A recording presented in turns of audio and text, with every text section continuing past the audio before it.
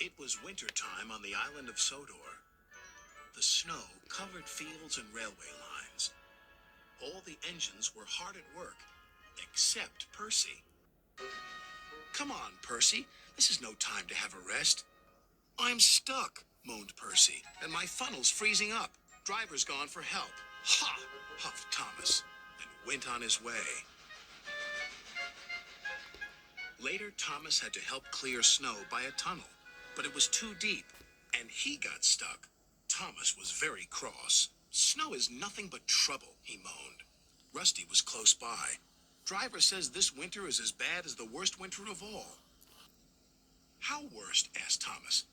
I'll tell you, replied Rusty, and then the little engine did. Skarloey was working the line to the slate mine in the mountains. When the snow came, it was difficult to work. They used the snow as a double buffer zone to help stop cars skidding through the ravine. One day, Skarloey set off to the mines with some empty cars. Meanwhile, there was trouble at the mine. The winch that hauls the cars up and down wasn't working properly. Skarloey had reached the ravine. High above him were the mine yards. That snow looks dangerous, said his driver. The sound of your engine in the freight cars could cause an avalanche. I'll set off an emergency cap and see what happens. Skarloey watched as his driver prepared it. Then they ran over the cap. The bang echoed around the gorge. Nothing happened. Good, said his driver. All's well. We'll have a cup of cocoa and then make our way. But high above them, all was not well. A long line of full cars was about to be winched down the slope. They had just started their journey when some empty cars became derailed. The winch groaned. Break it! Snap it, shouted the freight cars. And they did. On, faster, faster, they giggled. The snowbank and buffers will stop them, said a workman. But he was wrong. The freight cars plunged into the ravine.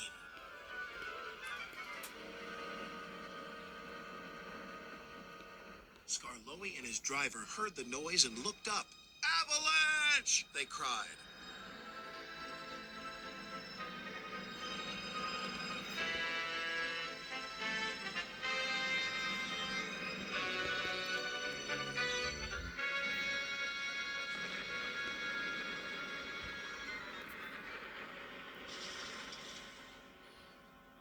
When the snow plume cleared, there was no sign of Skarloey. He was buried deep inside the high drift, blocking the ravine.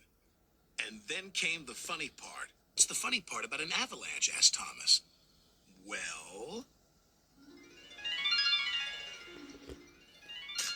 no one knew that the heat from Skarloey's engine had helped to make an igloo.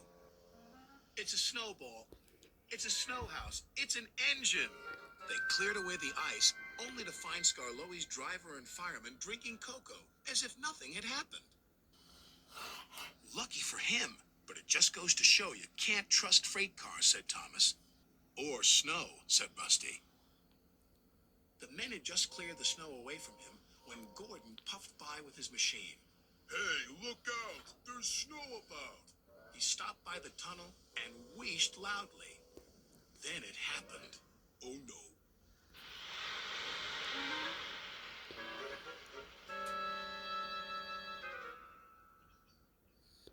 Help! Cried Gordon. If Skarloey survived a snowfall, surely a big proud engine like you can do the same, chuckled Thomas. Paw, moaned Gordon from within, and then fell as silent as the snow.